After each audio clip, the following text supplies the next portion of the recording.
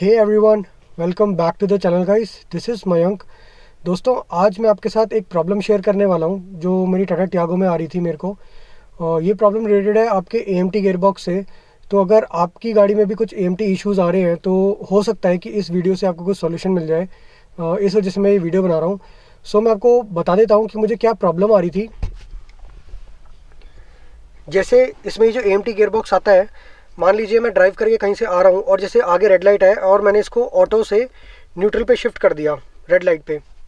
उसके बाद क्या होता था, जैसे ग्रीन लाइट होती थी ना और मैं इसको दोबारा ऑटो मोड पे जाता था तो यहाँ पे ना गियर लगता ही नहीं था, ये न्यूट्रल पे ही रहती थी और कुछ फ़र्क ही नहीं पड़ता था। अब उसके बाद मैं कितनी भी कोशिश कर लूँ, इसको मैं रिवर्स में ले जाऊँ, इसको मैं मैनुअल कर दूँ या कुछ भी कर दूँ, ये ना न्यूट्रल से हटती ही नहीं थी। उस केस में मैं इतना बुरा फंस जाता था ट्रैफिक में कि आप मतलब ये मान लो इतना ऑकवर्ड सिचुएशन होती थी कि मेरी गाड़ी अब फंसी हुई है, पीछे से लोग हॉर्न मार रहे हैं और मैं कुछ नहीं कर सकता उसका। अब इसके पास दो ही सॉल्यूशन होते थे कि या तो मैं अपनी गाड़ी को पूरा बंद करके चाबी वाबी निकाल के बाहर 10-15 मिनट वेट करूं, उसके बाद मैं दोबारा स्टार्ट करूं तो ये वर्क करना चालू कर देती थी।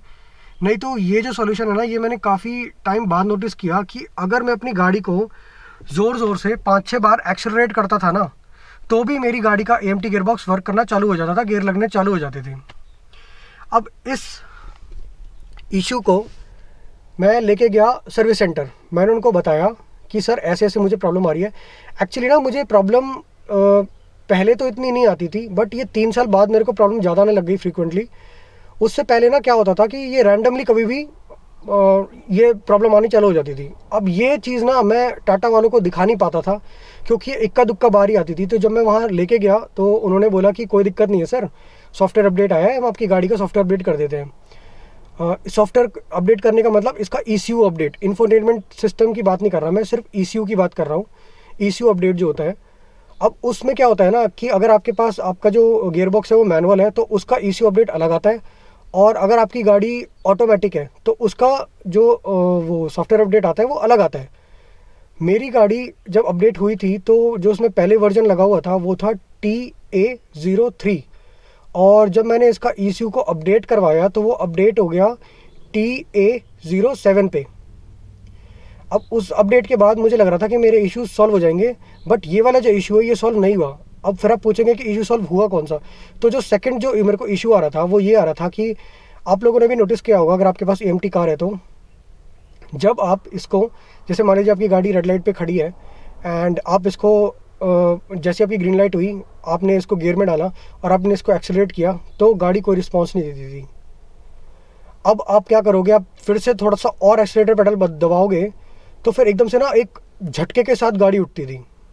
अब वो इतनी इतनी तेज़ एक्सेलरेशन होता था कि ना ब्रेक लगाना पड़ता था मेरे को, क्योंकि वो बहुत ज़्यादा एक्सेलरेशन हो जाता था और आगे वाली गाड़ी को हिट होने के चांस भी होते थे। तो ये मेरे को प्रॉब्लम जो आ रही थी ना, ये इशू सॉल्व हो गया मेरा अपडेट करने से। उसके बाद मेरा जो एएमटी गियरबॉक्स है वो, ये जो जर्क्स आते थे, ये जो सडन जो रिस्पॉन्स आता था एक्सेलरेशन का, ये थोड़ा ठीक हो गया। और जो मेरे को लैगी फील होता था फर्स्ट टू सेकंड और सेकंड टू थर्ड जो गियर शिफ्ट होता है, उसमें भी थोड़ा इम्प्रूवमेंट हुआ काफ़ी। अब वो लैग काफ़ी कम हो गया था। बट जो मैं पहला इशू जो फेस कर रहा था उसमें मेरे को कोई रिजोल्यूशन नहीं मिला था, वो ऐसा का ऐसे ही था। अब ये प्रॉब्लम ना इतनी ज़्यादा बढ़ गई 3 साल बाद कि मैं हर दूसरे तीसरे ट्रिप पे जब भी इसको लेके जाता था ना, ये कहीं ना कहीं अटक जाती थी। अब अगर मेरे पेरेंट्स को लेके गए हुए हैं तो वो इतना परेशान हो जाते थे, यार सच में अगर आप कहीं स्टक हो गए हो, एक तरह से आपकी गाड़ी स्टार्ट तो है बट वो ना आगे जा सकती है ना पीछे जा सकती है, फिर उसको धक्का मार के साइड लेके जाओ। मैं इतना परेशान हो गया था कि फिर एक दिन ना ये इशू आया मेरे को टूल बूथ पे और मैंने इसकी वीडियो रिकॉर्डिंग कर ली। अब आप वो वीडियो देखिए और इस वीडियो में एक चीज़ पे आप ध्यान देना कि जब मैं ये मेरा गियर लग नहीं रहा है, मैं पहले तो मैंने ये दिखाया, उसके बाद जब मैं रेस दे रहा हूँ ना 4-5 बार, उसके बाद ये गियर इसने पकड़ लिया है। अब मैंने वीडियो में ये बोला है कि ये 3 साल में पहली बार आया इशू, बट ये मुझे पहले भी आ चुका था, बट मैं बोल क्यों नहीं पाया क्योंकि उस टाइम मेरे पेरेंट्स मेरे साथ ट्रैवल कर रहे थे।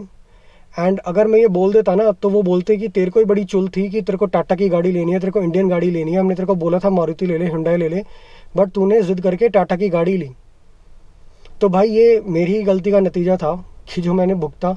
कि मैंने सोचा कि एक इंडियन कार लेंगे, इंडियन कार प्रीफर करते हैं, और ये प्रॉब्लम आई इस गाड़ी में।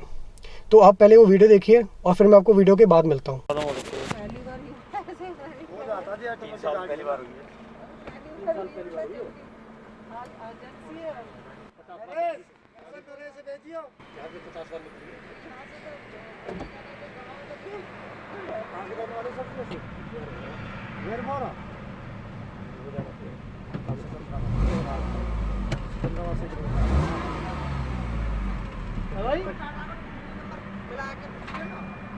नंबर मिला अब लग गया लग गया ये तो ये लग गया। चलो आगे लग गया।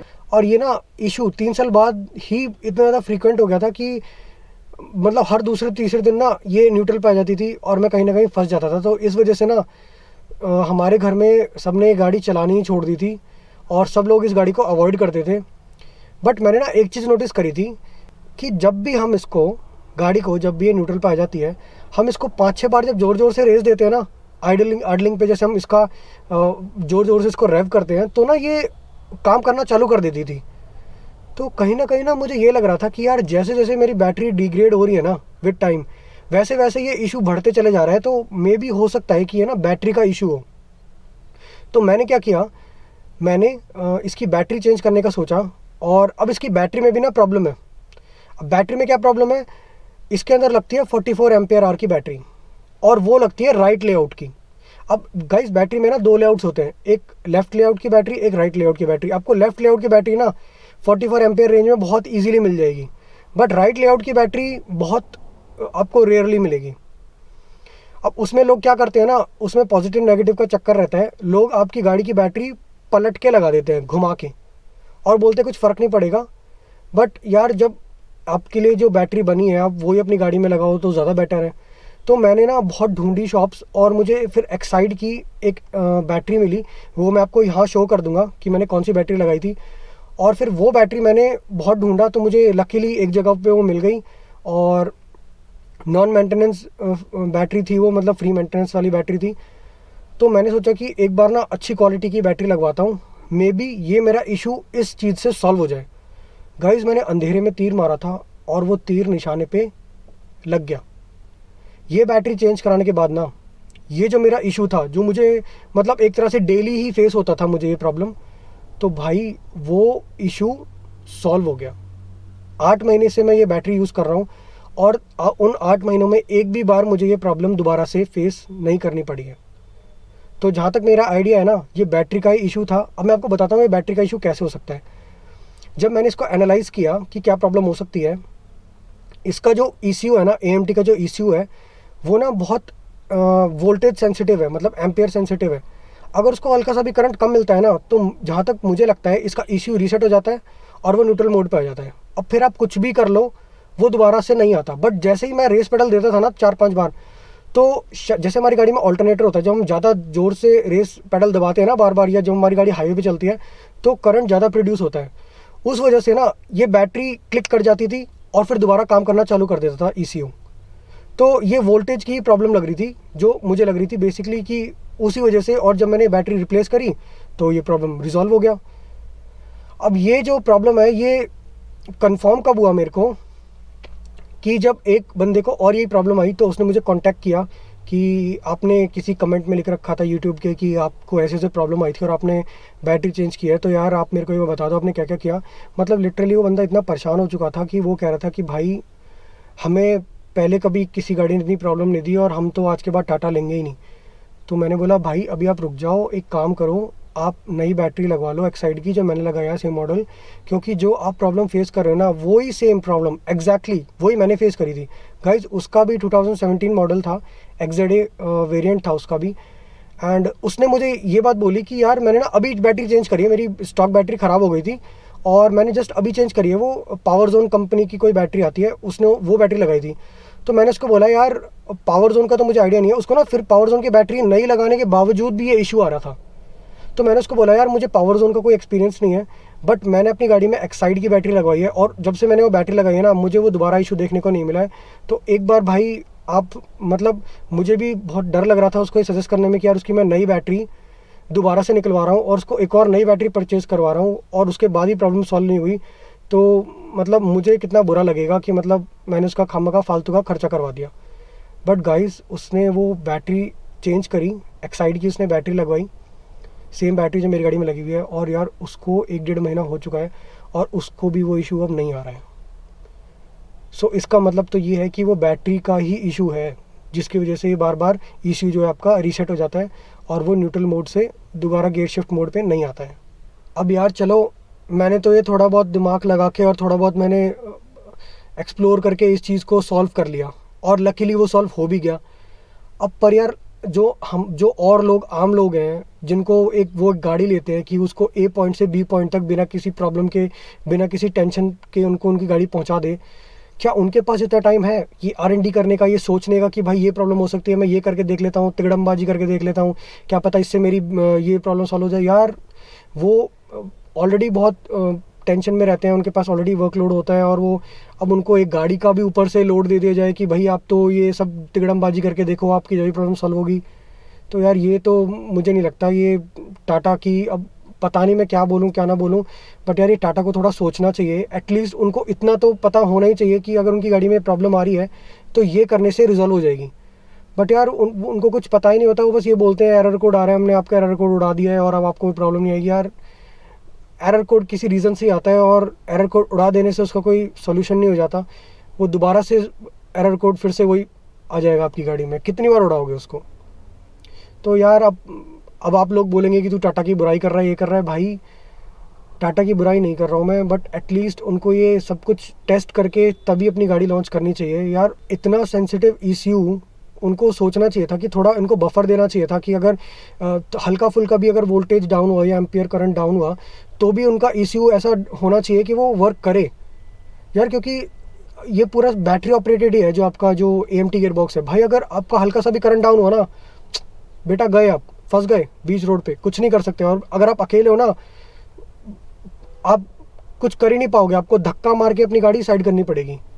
और यार वो इजी नहीं होता है, अगर आपके आगे भी जाम लगा हुआ है, आपके पीछे भी जाम लगा हुआ है, आप नहीं कर सकते, आप फंस जाते हो। और मैं टूल बूथ पे फंस गया था। अब बताओ, टूल बूथ पे मैं पूरी, मेरे पीछे लाइन लगी हुई है और अब यहाँ पे रेलिंग लगी हुई है दोनों तरफ, अब मैं कहाँ जाऊँगा बताओ।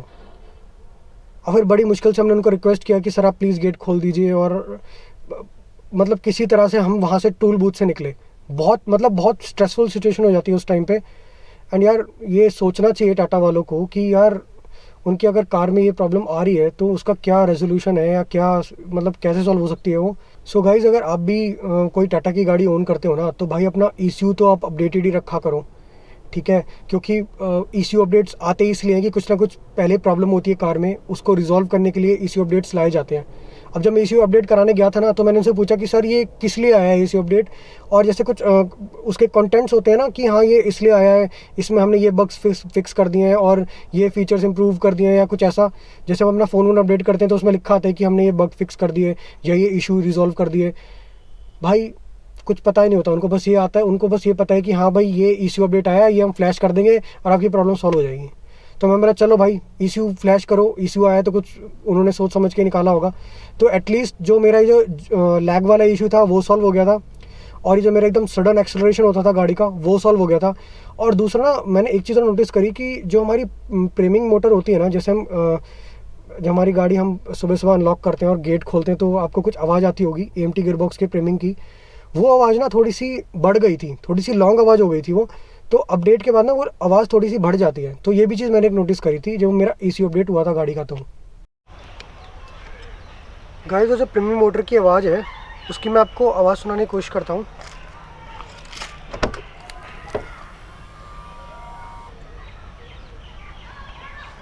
ये जो आवाज़ थी ना, ये काफ़ी लंबी आवाज़ आती है जब आप सुबह सुबह फर्स्ट टाइम गाड़ी अनलॉक करते हैं। तो ये आवाज़ मेरी थोड़ी सी ना बढ़ गई थी, मतलब लंबी हो गई थी आवाज़ ये अपडेट करने के बाद। तो भाई अगर आप लोग भी ये फेस कर रहे हो ना इशू कि आपका गाड़ी न्यूट्रल हो जाता है और फिर गियर नहीं लगते, आप फंस जाते हो, तो यार आप लोग बैटरी चेंज करके देखो एक बार। हो सकता है आपकी बैटरी से ये इशू रिजॉल्व हो जाए। और जो मैं बैटरी बता रहा हूँ ना, वो ही लगवा लो, क्योंकि यार मेरा एक्सपीरियंस उससे अच्छा रहा है, मुझे वो इशू दोबारा आया नहीं है। हो सकता है कि जब वो बैटरी दोबारा थोड़ी डिप्लीट होनी चालू हो, ख़राब होनी चालू हो, तो दोबारा इशू आए मेरे को वो। बट अभी तक तो एज सच मुझे कोई इशू नहीं आया है उसमें। और यार अगर आपकी गाड़ी के लिए राइट लेआउट वाली बैटरी बनी है ना, तो भाई घुमा फिरा के बैटरी मत लगवाओ, राइट लेआउट वाली लगवाओ। थोड़ी महंगी आएगी मैं जानता हूँ, बट जो चीज़ आपकी गाड़ी के लिए बनी है यार, वही आपकी गाड़ी के लिए बेस्ट हो सकती है। तो मैंने भी शायद 300-400 रुपये फालतू दिए थे उस राइट लेआउट वाली बैटरी के लिए, और थोड़ा घूमना पड़ा था, बट लकीली मुझे मिल गई थी वो।